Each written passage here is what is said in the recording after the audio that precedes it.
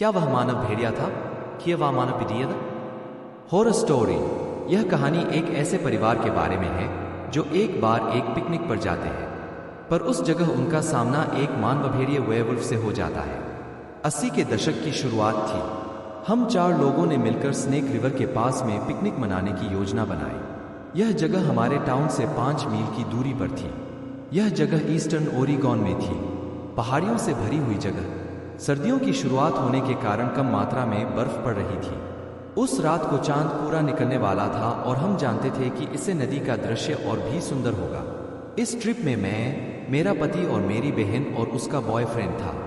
हम लोगों ने कुछ बियर्स और कुछ नशे की चीजें अपने साथ में ली थी ताकि हम पूरी रात सस्ते नशे और मजे कर सकें।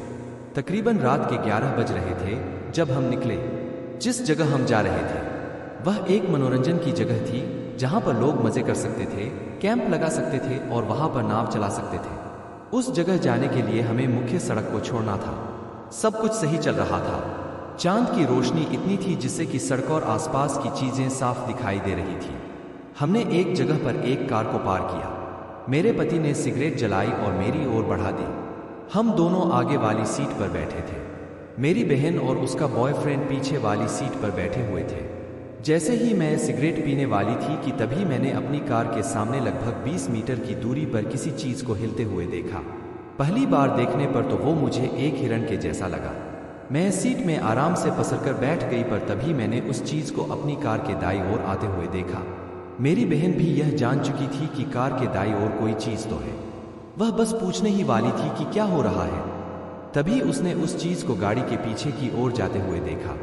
मुझे याद है कि मैंने मुश्किल से ही एक बार सिगरेट पी थी। मेरी बहन जो सिर्फ 13 साल की है, वो ना तो स्मोक करती है और ना ही कोई ड्रिंक करती है, और हमें इतना समय भी नहीं हुआ था कि हम यह काम कर सकते थे।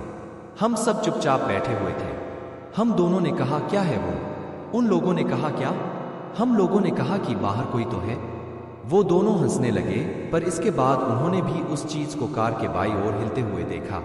उस समय मेरे रोंगटे खड़े हो गए और मुझे किसी अनहोनी के होने की आशंका हुई। वह फिर से हमारी कार के पास से गुजरा, पर पहले से काफी ज्यादा पास से। इस समय तक मैं चाहती थी कि हम वहां से जल्द निकल चले। हम सब पूरी तरह से डर चुके थे और हम जानना चाहते थे कि वह चीज क्या है। यह जो भी था एक बार फिर से हमारी कार के चक्कर लगाने लगा। जैसे ही यह हमारे कार के सामने आया, मेरे पति ने कार की हेडलाइट ऑन कर दी, पर जैसे ही लाइट उस जगह पर पड़ी कि वहां पर कोई नहीं था। कुछ सेकंड पहले तक वह वहीं पर था।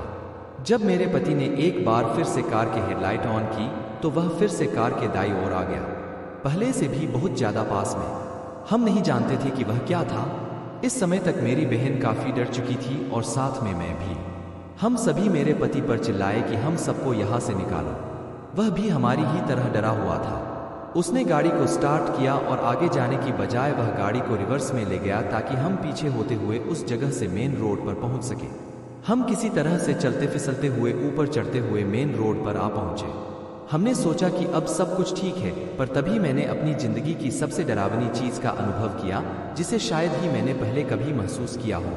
जैसे ही हम ऊपर चढ़े, हमने देखा कि कार की हेडलाइट की रोशनी जहां पर जाकर खत्म हो रही थी, उस जगह पर एक जानवर खड़ा था।